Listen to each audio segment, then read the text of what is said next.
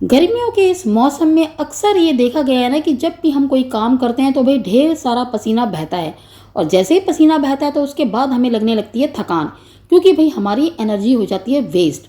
तो आज का जो ये वीडियो है स्पेशली गर्मियों के लिए मैंने बनाया है, जिसे आपने अगर लगातार 30 दिन खाया ना तो सच मानिए आपको एकदम एनर्जेटिक फील होगा और ऐसा लगेगा कि भैया हमारे अंदर इतनी ताकत आ कैसे गई। तो जब इतनी अच्छी रेसिपी हम बना सकते हैं और खा सकते हैं तो भला क्यों ना बनाएं। नमस्कार, आप सभी का कांता के चैनल टेस्ट ऑफ इंडियंस में बहुत बहुत स्वागत है। तो भाई आज हम बनाने वाले हैं बहुत ही मज़ेदार, यूनिक, टेस्टी, लाजवाब और हेल्दी रेसिपी, वो भी झटपट से। तो चलिए बिना देर किए शुरू करते हैं। तो भाई जैसा कि आज मैं ऐसी रेसिपी बनाने वाली हूँ जिसे खाने के बाद ना केवल हमारे अंदर एनर्जी आएगी बल्कि हमारी सारी की सारी थकान बिल्कुल हो जाएगी दूर। और आपको सामने इंग्रेडिएंट्स देख के पता चल ही गया होगा कि मैं क्या बनाने वाली हूँ। ये तो नहीं पता चलेगा कि मैं क्या बना रही हूँ, लेकिन ये तो अंदाजा हो जाएगा ना कि भाई कोई ना कोई ताकत वाली चीज़ बनने वाली है। क्योंकि भाई मैंने लिए यहाँ पर दलिया और चने की दाल, और ये रेसिपी पिछले कई सालों से मैं हर गर्मियों में बनाती आ रही हूँ। क्योंकि भाई गर्मियों में ना एनर्जी की ज़रूरत बहुत ज़्यादा पड़ती है, तो हमें ऐसा खाना खाना चाहिए जिससे हमें ज़्यादा एनर्जी मिले, साथ में ताकत भी मिले, यानी कि वो बहुत ज़्यादा न्यूट्रिशियस हो।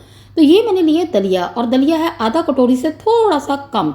और जितना मैंने दलिया लिया उतना ही मैंने लिया है चने की दाल। तो चने की दाल तो आपको पता होगा, और दलिए का कि कितने ज़्यादा फायदेमंद होते हैं ये। हाँ, कुछ लोगों को अगर चने की दाल हैवी लगती है तो इसकी जगह वो धुली मूंग की दाल ले सकते हैं। ध्यान रखिएगा दोनों की क्वांटिटी होनी चाहिए बराबर। और जिनकी डाइजेशन बहुत अच्छी है तो वो चने की दाल की जगह ले सकते हैं धुली उड़द की दाल, क्योंकि वो चने की दाल से भी ज़्यादा फायदेमंद होती है। खैर, हम दोनों को लेंगे बराबर क्वांटिटी में। चने की दाल को धोने के बाद हम 2 घंटे के लिए भिगा करके रख देंगे ताकि ये अच्छे से फूल जाए। और जैसा कि मैंने यहाँ पर ऑलरेडी 2 घंटे पहले ये चने की दाल भिगा करके रख दी थी, और आपको दिखाई दे रहा होगा कि अच्छे से फूल चुकी है। और इसे अगर हम हाथ से तोड़ के देखें तो देखिए कितनी आसानी से ये टूट रही है ना, क्योंकि ये अच्छे से फूल चुकी है। यानी कि हमें 2 घंटे कम से कम इस दाल को भिगा करके रखना है, क्योंकि भाई हम बना रहे हैं बहुत ही मज़ेदार रेसिपी जो कि हमें देगी ताकत। और चने की दाल में बहुत ज़्यादा मात्रा में होता है प्रोटीन, जबकि दलिये में होती है कार्बोहाइड्रेट की मात्रा भरपूर। यानी कि दोनों होती है बहुत ही ज़्यादा फायदेमंद हमारे शरीर के लिए। इनके अलावा इनके अंदर बहुत ही ज़्यादा न्यूट्रिशंस वैल्यू और भी पाई जाती हैं। खैर, हम क्या करेंगे भाई, दलिये को धो लेंगे 2 बार पानी से, बहुत ज़्यादा रगड़ेंगे नहीं, वरना क्या होगा जो इसकी न्यूट्रिशियस वैल्यू है वो तो पानी में बह जाएगी, है ना। और अब दलिये को 2 बार धोने के बाद मैं आ गई हूँ गैस की तरफ, और मैंने रख लिया एक पैन में मैंने ऐड किया थोड़ा सा देसी घी, और अब मैं ऐड कर रही हूँ 1 छोटी कटोरी भर करके मखानों को हम क्या करेंगे, मीडियम टू हाई फ्लेम में कर लेंगे रोस्ट। तब तक रोस्ट करेंगे जब तक कि ये इस तरीके से क्रश होकर टूटने ना लग जाए, ठीक है ना जी। तो बस अब हम इन्हें निकाल लेंगे और करेंगे आगे का प्रोसीजर शुरू। तो मैंने रख लिया एक दूसरा पैन, और इसमें भी ऐड किया थोड़ा सा देसी घी। बहुत ज़्यादा देसी घी नहीं है, उतना ही है जितने में कि हम यहाँ पर दलिये और जो चने की दाल है उन्हें कर सके फ्राई, यानी दोनों को। बहुत ज़्यादा देसी घी लेने की ज़रूरत नहीं है, उतने लीजिएगा जितने में ये आसानी से फ्राई हो जाएं। यानी कि अब हम लो टू मीडियम फ्लेम में इन्हें भून लेंगे, और तब तक भुनेंगे जब तक कि इनमें से एक भीनी भीनी सी खुशबू ना आने लग जाए। जैसे कि आता है ना, इनका एक अरोमा आता है, और साथ में इनका कलर गोल्डन ब्राउन ना हो जाए। ऐसे होता है ना भाई, जब भी हम कोई चीज़ फ्राई करते हैं तो तब तक करते हैं जब तक कि उसका कलर इस तरीके से गोल्डन ब्राउन ना हो जाए, जैसे कि आपको सामने दिखाई दे रहा है। तो बस जी, अब ये दोनों ही चीज़ें मिला करके थी 1 कटोरी। तो हम क्या करेंगे, यहाँ पर 4 कटोरी यानी 4 गुना मिला लेंगे दूध। तो आप चाहे तो 5 कटोरी भी मिला सकते हैं या 6 कटोरी भी, लेकिन इससे ज़्यादा नहीं, वरना बहुत ज़्यादा पतला हो जाएगा।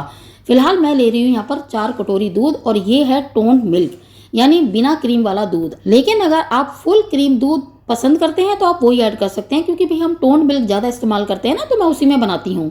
तो ये तो अपनी अपनी पसंद है। खैर, हम क्या करेंगे, अब लो फ्लेम में इसे अच्छे से कढ़ने देंगे। तब तक हम करते हैं आगे की तैयारी, क्योंकि भाई हमें बनाना है इस रेसिपी को बहुत ही ज़्यादा फायदेमंद और मज़ेदार। तो भाई रात को मैंने भिगा लिए थे 10 बादाम, ताकि अच्छे से फूल जाए।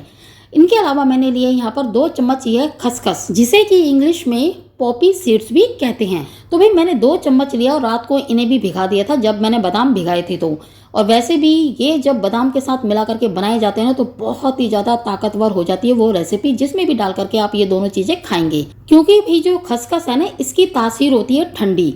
तो इसलिए ज़्यादातर गर्मियों में ही इसे यूज़ किया जाता है और हम भी गर्मियों में यूज़ करते हैं। चाहे तो मैं इन दोनों चीज़ों को घोट करके बच्चों को दूध में डाल करके देती हूँ, उससे भी बहुत ज़्यादा ताकत मिलती है। खैर, अब हम क्या करेंगे जी, बादामों को यहाँ पर छीन लेंगे और फिर ले लेंगे एक ग्राइंडर जार, और ग्राइंडर जार के अंदर हम कर लेंगे इन बादाम को ऐड और साथ में खसखस पानी के साथ, क्योंकि खसखस को भिगाने से पहले मैंने एक बार पानी से धो लिया था, इसलिए इनका पानी भी हमें फेंकना नहीं है, यहाँ पर यूज़ करना है। तो दोनों ही चीज़ें मैंने ग्राइंडर जार के अंदर डाल दी है। और अब मैं ऐड करने वाली हूँ एक और इम्पॉर्टेंट इंग्रेडिएंट, उसकी भी तासीर होती है एकदम ठंडी, यानी यह है छोटी हरी इलायची। तो मैंने लिया है 4 छोटी हरी इलायची के दाने। इन तीनों चीज़ों को ही हम ग्राइंड कर लेंगे और बना लेंगे एक फाइन सा पेस्ट। ये लीजिए जी, फर्स्ट क्लास यहाँ पर एक फाइन सा पेस्ट हो गया तैयार। और थोड़ा सा दूध मैं जार में डाल रही हूँ और इसे अच्छे से हिला करके हम फिर से ऐड कर लेंगे इस बोल के अंदर, क्योंकि भी वेस्ट नहीं करना, ये पॉपी सीड्स हैं और बहुत ही महंगे भी होते हैं। तो अब मैंने क्या किया है कि जो वहाँ पर हमने पकने के लिए रखा था, चलो मैं इसे खीर ही नाम दे देती हूँ, ठीक है। तो भाई इस घोल को अब हमने खीर के अंदर कर लिया है ऐड, और आप सोच सकते हैं कि ये कितनी ज़्यादा ताकतवर हम यहाँ पर खीर कर रहे हैं तैयार, जो कि किसकी है, दलिए की और चने के दाल की। और भाई इतने सारे इंपॉर्टेंट और फ़ायदेमंद इंग्रेडिएंट हम ऐड कर रहे हैं, जो कि हमें गर्मी में देगी बहुत ही ज़्यादा ताकत और ठंडक, तो भला क्यों ना ऐड करें। और यहाँ पर मैंने रखे थे केसर के कुछ धागे भिगा करके दूध में, इन्हें भी कर लिया मैंने ऐड। होगी ना एकदम मज़ेदार रेसिपी हमारी। इतनी अच्छी रेसिपी भला हमें ताकत क्यों नहीं देगी और क्यों नहीं हमें एनर्जी देगी, बल्कि ये हमारी जो दर्द वगैरह है, हड्डियों में दर्द होता है, ये चीज़ें होती हैं, इन्हें भी करेगी दूर। तो चलिए जी, अब लो फ्लेम में इसे पकने देते हैं जब तक कि ये अच्छे से कुक ना हो जाए। और अब जैसे कि यहाँ पर लो फ्लेम में ये ऑलमोस्ट हो चुकी है कुक, तो इस स्टेज में हम क्या करेंगे भाई, हम इसमें मिठास ऐड करने के लिए यूज़ करने वाले हैं एक और इम्पॉर्टेंट इंग्रेडिएंट, जिसकी तासीर भी है ठंडी और बहुत ही फ़ायदेमंद है। ये है धागे वाली मिश्री। तो भाई हो सके तो आप भी धागे वाली मिश्री ही जरूर ऐड कीजिएगा, क्योंकि इसके बहुत ज़्यादा अनगिनत फ़ायदे हैं। तो ध्यान रखिएगा, धागे जरूर निकालिएगा। आपको बाहर से लगेगा कि इनके अंदर धागे नहीं हैं, लेकिन तोड़ के ऐड कीजिएगा, क्योंकि अंदर धागे होते हैं। तो भाई मैंने यहाँ पर लगभग 150 ग्राम धागे वाली मिश्री कर ली है ऐड। आप मिठास के लिए इसकी क्वांटिटी को कम या ज़्यादा कर सकते हैं अपने टेस्ट के अकॉर्डिंग।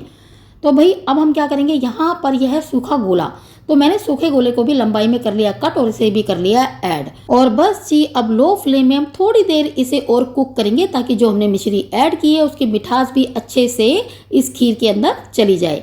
और जब तक ये पकेगी तब तक जो ये हमने नारियल ऐड किया है, यानी गोला ऐड किया, वो भी हो जाएगा सॉफ्ट, है ना एकदम मज़ेदार रेसिपी। सिंपल सी रेसिपी है और सारे इंग्रेडिएंट्स हमने यहाँ पर ऐसे ऐड किए हैं जो कि हमें एनर्जी देंगे, ताकत देंगे और ठंडक पहुँचाएंगे हमारे शरीर को इन गर्मियों में, यानी हमें गर्मी से रखेंगे दूर। तो चलिए जी, लो फ्लेम में इसे पकने देते हैं। और अब यहाँ पर मिश्री ऐड करने के बाद लो फ्लेम में 5 से 6 मिनट हो गए हैं इस खीर को पकते हुए, और परफेक्ट मिठास आ चुकी है हमारी खीर में। तो भाई ओवर कुक करने की ज़रूरत बिल्कुल भी नहीं है। तो भाई लास्ट में मैंने ऐड कर लिए यहाँ पर रोस्टेड मखाने। और अब मखानों को हम यहाँ पर पकाएंगे नहीं, क्योंकि मखानों को अगर हम यहाँ पर खीर के साथ पकाएंगे तो वो घुल जाएंगे। और हमारी खीर जब भाई ऑलरेडी इतनी ज़्यादा गाढ़ी है, तो हमें इन्हें पकाने की ज़रूरत क्या है। इसीलिए मैंने मखानों को यहाँ पर रोस्ट किया था, ताकि उनका टेस्ट मज़ेदार आए, है ना। तो देखिए, है ना एकदम मज़ेदार रेसिपी।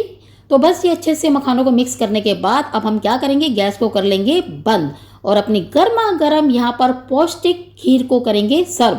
लेकिन उससे पहले मैं आपको नज़दीक से दिखाती हूँ। ये देखिए इसका टेक्सचर और इसकी लुक, वाओ, है ना एकदम मज़ेदार रेसिपी। इतनी ज़्यादा टेस्टी, इतनी ज़्यादा हेल्दी कि बच्चे से लेके बड़े सभी को ये फ़ायदा पहुँचाएगी। अगर आप लगातार 30 दिन नहीं खाना चाहते तो सिर्फ 1 हफ्ता खा करके तो देखिए, उसके बाद सच मानिए आप खुद कमेंट में लिख करके कहेंगे कि ये लाजवाब रेसिपी है सच में कांता, जो तुमने हमें बताई थी। और भाई मैं तो पिछले कई सालों से हर गर्मियों में ये रेसिपी बनाती आ रही हूँ, क्योंकि भी एनर्जी चाहिए और मेरे पास है ढेर सारे काम करने को, यानी बच्चों के काम, घर के काम और साथ में यूट्यूब की ये रेसिपी, जिसे कि मैं सेम डे बनाती हूँ और सेम डे ही अपलोड करती हूँ। और मिनिमम एक दिन में 5 से 7 घंटे हमें यूट्यूब के लिए चाहिए होते हैं, यानी कि भाई एनर्जी चाहिए। तो इसलिए चाहे कम खाओ, थोड़ा खाओ, लेकिन ऐसा खाओ जो पौष्टिक और तुम्हें ताकत दें, है ना। तो चलिए जी, फिर मिलते हैं नेक्स्ट वीडियो में एक और नई रेसिपी के साथ। Thanks for watching.